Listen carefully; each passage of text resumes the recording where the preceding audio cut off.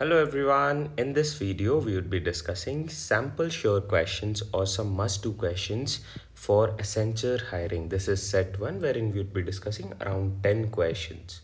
Alright, it would be a mix of LR, that is logical reasoning, plus QA or often known as the quantitative aptitude part or the mathematical portion of it.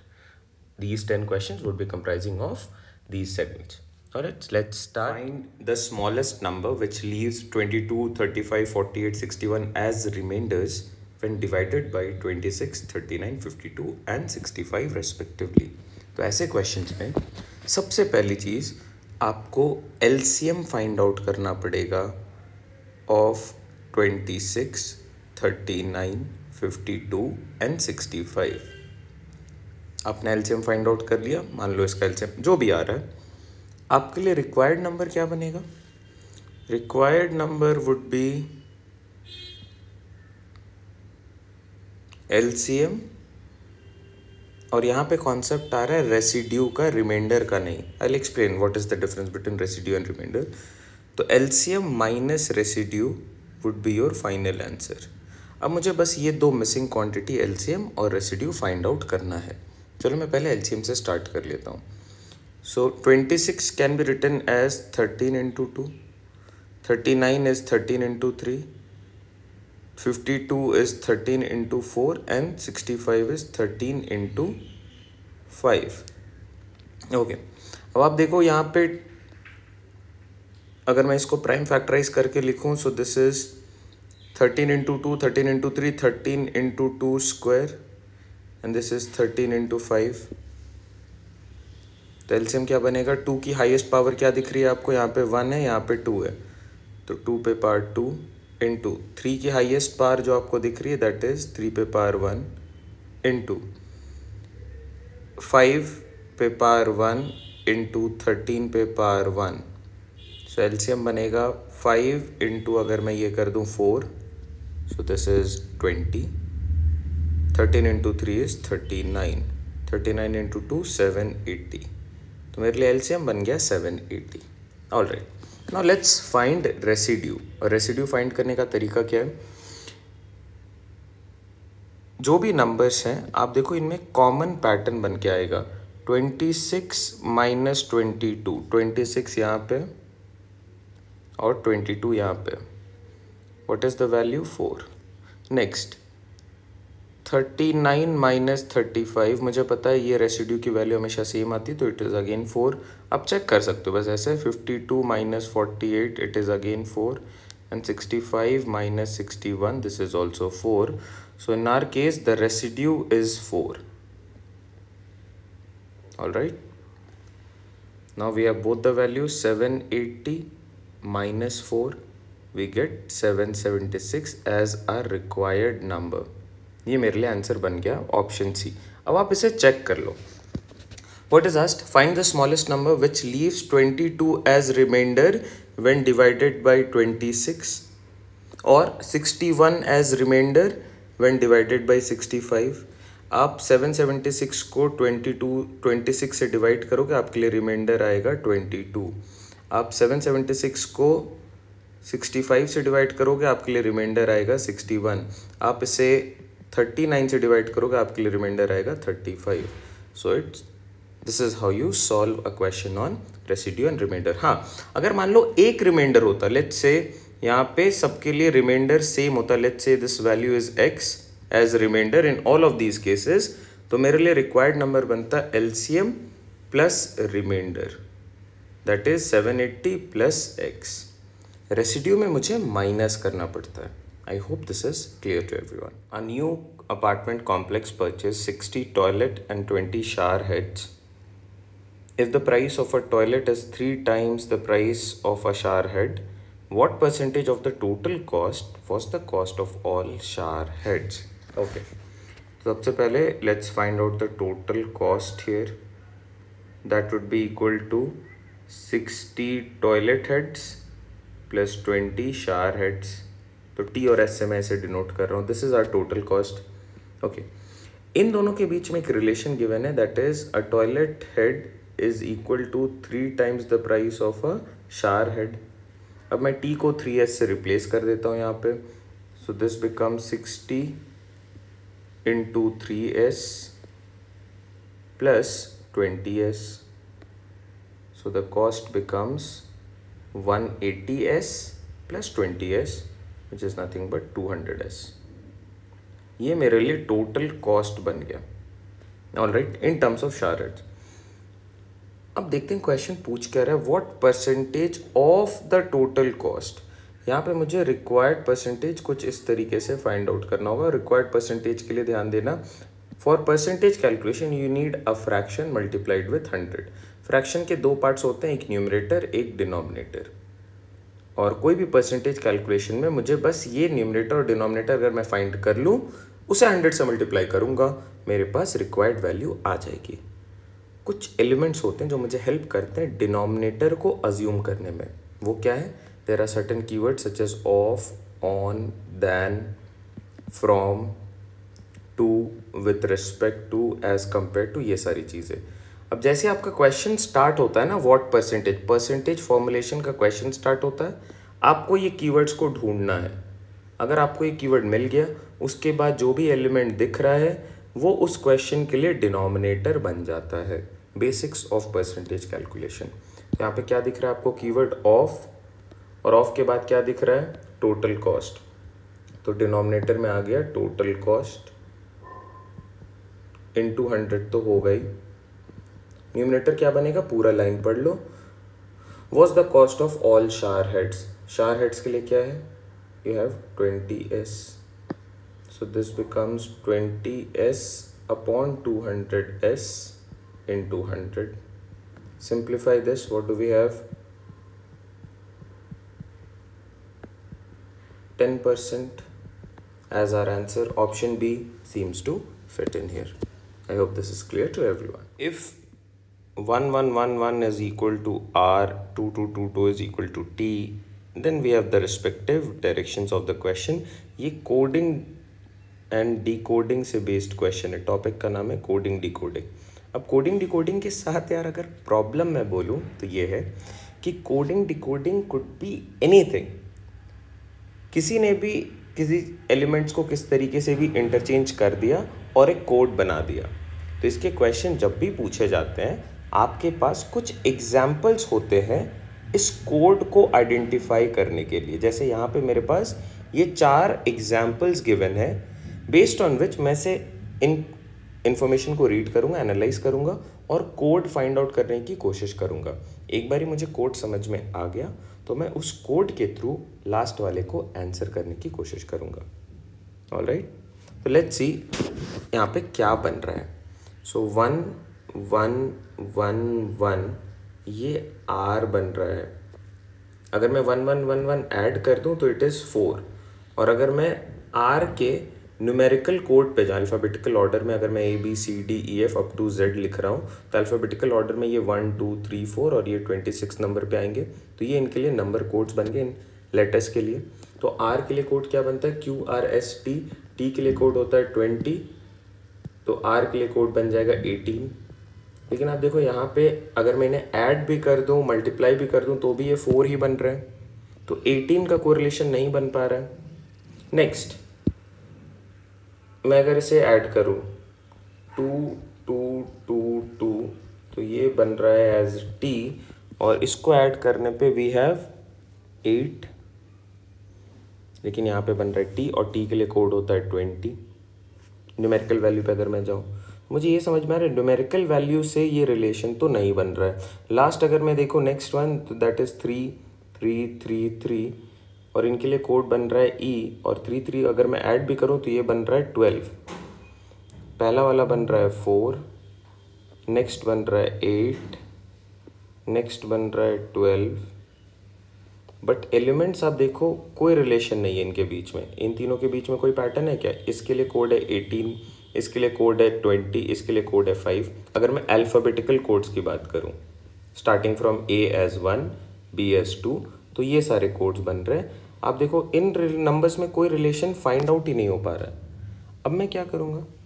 मुझे देखना है 4. मैं कुछ और use करूँगा जो कि बहुत सारे क्वेश्चन में यूज़ होता है. जैसे अगर मैं 4 को लिखने की कोशिश करो इन टर्म्स ऑफ लेटर्स तो दैट वुड बी FOUR। ये लास्ट लेटर इसका R है, यहाँ पे वैल्यू भी R है। नेक्स्ट अगर मैं 8 लिखने की कोशिश करूँ in the same order EIGHT तो यहाँ पे भी लास्ट वाला element is my answer. 12 is written as TWELVE और लास्ट वाला एलिमेंट इसका आंसर है, तो ये मेरे लिए कोड बन गया। अब मुझे बस इसी कोड को अपने क्वेश्चन में अप्लाई करना है। That is 5 5 5 5। सम करोगे कितना बनेगा? 5 + 5 + 5 + 5 दैट इज़ 20। 20 को आप कैसे लिखोगे? TWENTY। तो क्या बनेगा आपके लिए answer? It should be Y। Option D seems to fit in. I hope this is clear to everyone. A man purchased a watch for 400 and sold it at a gain of 20% of the selling price. Find the selling price of the watch. देखो ये हल्का सा tricky question है। मतलब ये जो given value है 400 that is my cost price which is 400 and he is selling it at a gain of 20% on the selling price. ये जो 20% का इसे प्रॉफिट हो रहा है ये CP पे नहीं हो रहा है, ये SP पे हो रहा है। मान लो हमारा क्वेश्चन यहाँ पे रहता on cost price. Let's say मैं एक नया क्वेश्चन लिख रहा हूँ तो ये बहुत ही सिंपल रहता। मतलब आपने जितना लगाया पैसे दैट इज़ योर CP 400 और 20% extra on this, so that is 20% of CP। 10% इसका 40 है तो 20% 80 बन गया। तो आपके लिए SP कितनी हो गई? That is original CP plus extra which is nothing but 400 plus 80 which is 480। I hope ये क्लियर है। लेकिन यहाँ पे क्वेश्चन चेंज है, जैसा आपको दिख रहा है this 20% is on the selling price. तो अगर मैं सेलिंग प्राइस की बात करूँ it is equal to the cost price plus 20% of the selling price in this case. अब सेलिंग प्राइस मुझे फाइंड आउट करना है तो मैं इसे SP रहने दे रहा हूँ। CP मुझे पता है दैट इज़ 400 तो मैं 400 यहाँ पे लिख रहा हूँ प्लस 20%। 20% is 20/100 into SP। इसे कैंसिल करूँगा, this is 5 times. Now can we say SP और ये अगर इस तरफ में लेके आ जाऊँ this is -1/5 of SP and this value is equal to 400। चलो this is 5 SP। अगर मैं इसे सिंप्लीफाई करता हूँ, देखो 1 में से 1/5 जा रहा है तो 4/5 बचेगा। 4/5 SP is equal to 400। this goes 100 time, therefore SP is equal to 500 which is my exact answer for this question।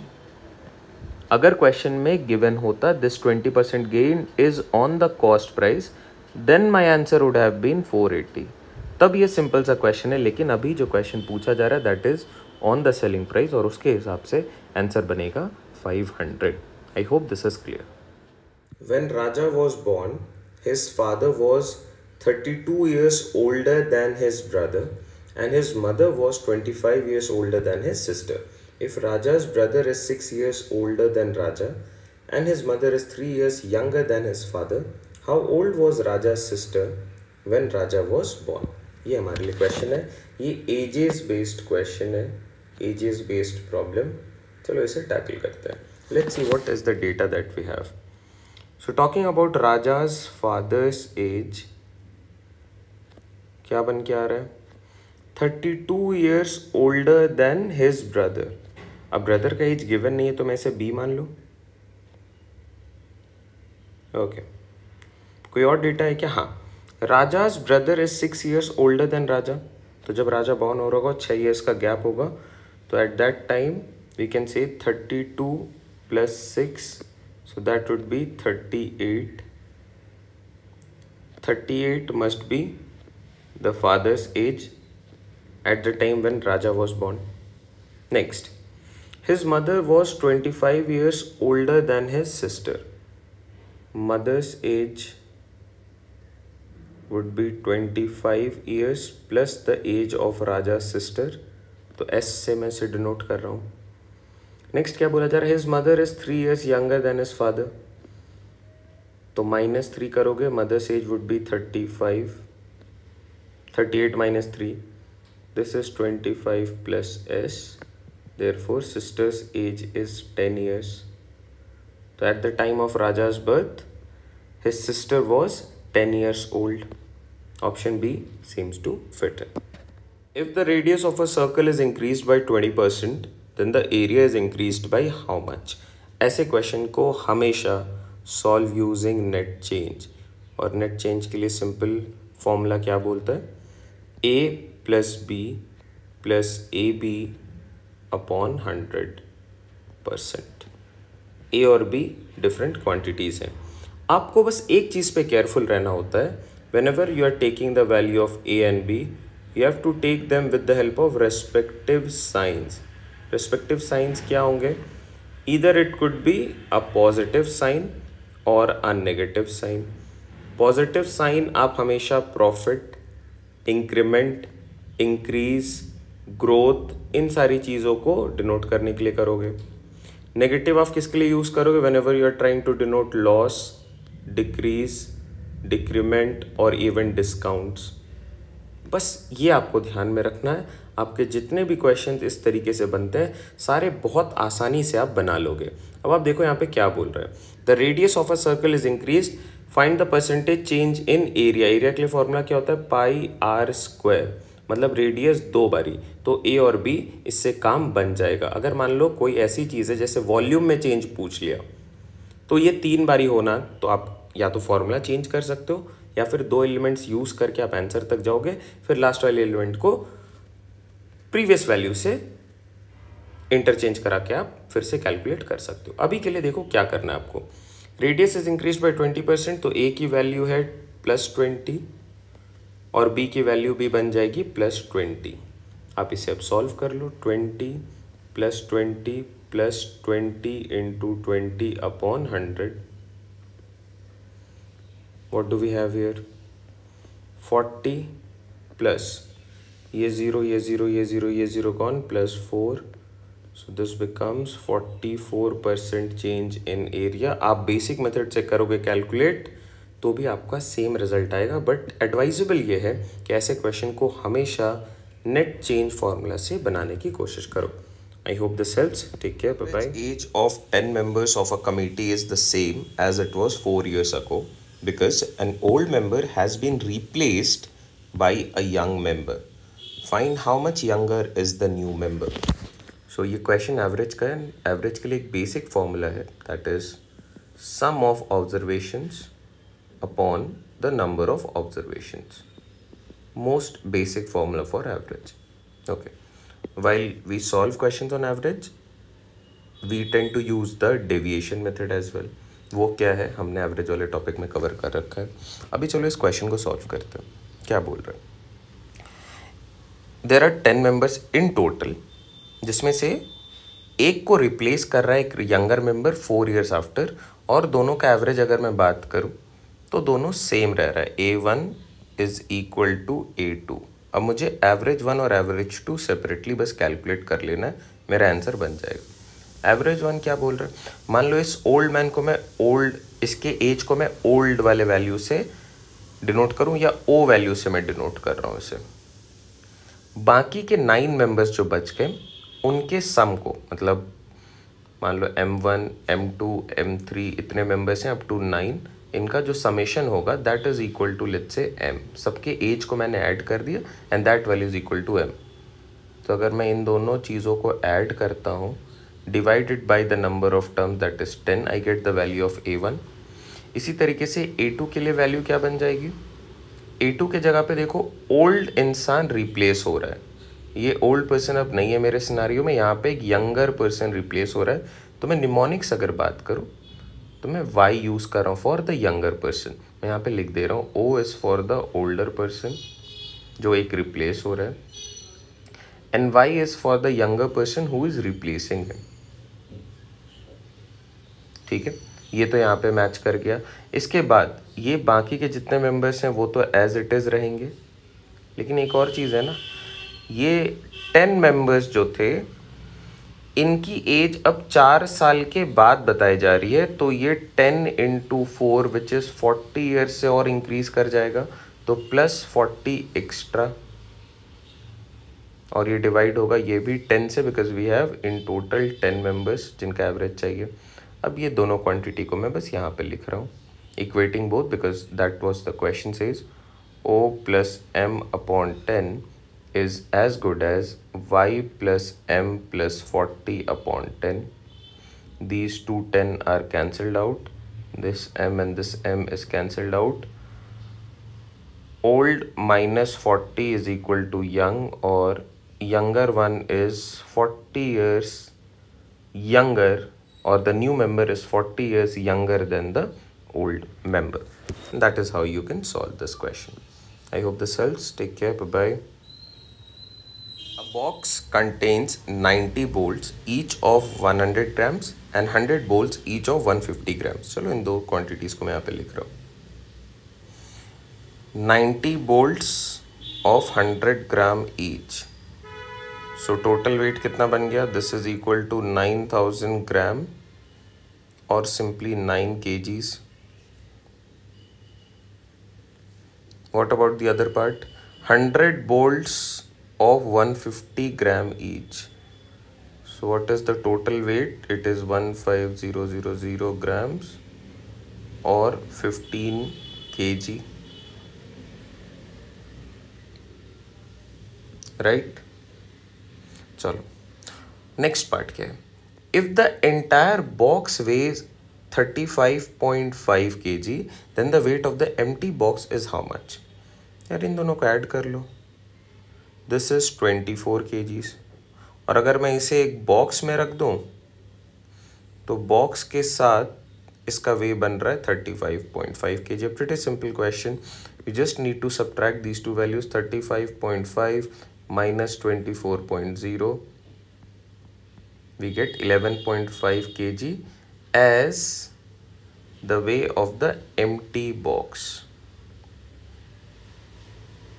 11.5 seems to be the correct answer here. If question is equal to domestic, what will be the code for response? ये coding decoding से based question है from the logical reasoning segment. और चलिए देखते हैं इसे solve करने का तरीका क्या होगा. पहले आप जो गिवन वैल्यू है उसे लिख लो, जो गिवन कोड है QUESTION, और इसके नीचे मैं इसके कोड को लिख रहा हूँ, that is DOMESTIC. Now we need to find the value for response, RESPONSE.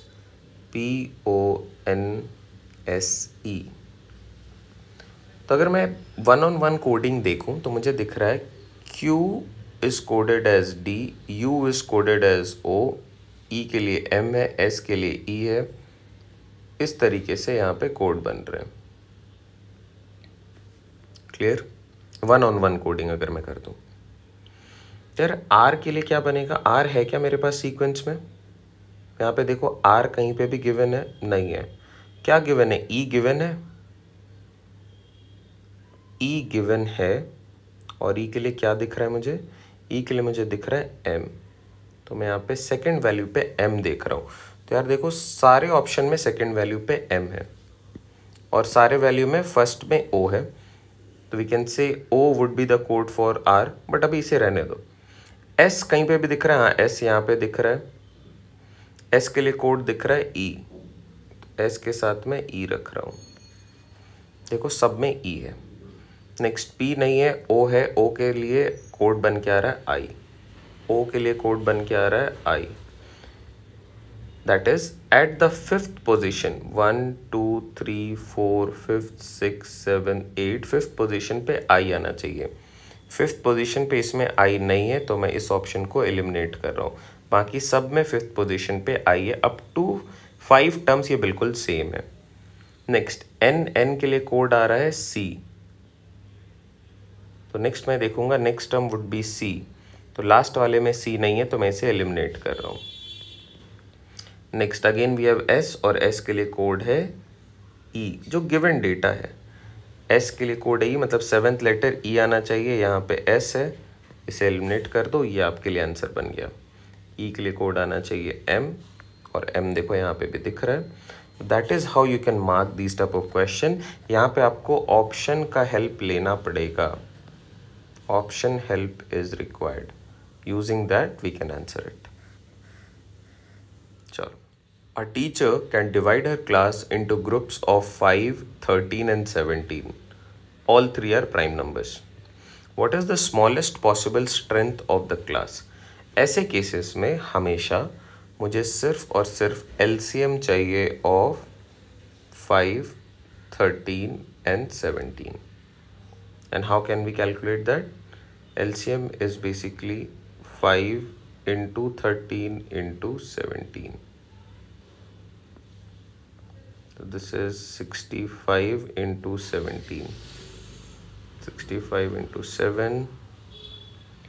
7 5 is 35. We have a 3 here. 7 6 is 42 and 45. Then 65 into 1 is 65. 5. And then we have 1105 as our solution. Option C seems to fit in. LCM लेने का तरीका क्या है, just अगर मैं discuss करना चाहूँ तो आपको यहाँ पे देखना है पार्ट्स क्या क्या हैं और उनसे बस आपको मल्टीप्लाई कर लेना है। एक एक बार ही आ रहा है तो मैंने बस इनको आपस में मल्टीप्लाई कर लिया। This is one way of calculating the LCM। I hope this helps. Take care, bye bye.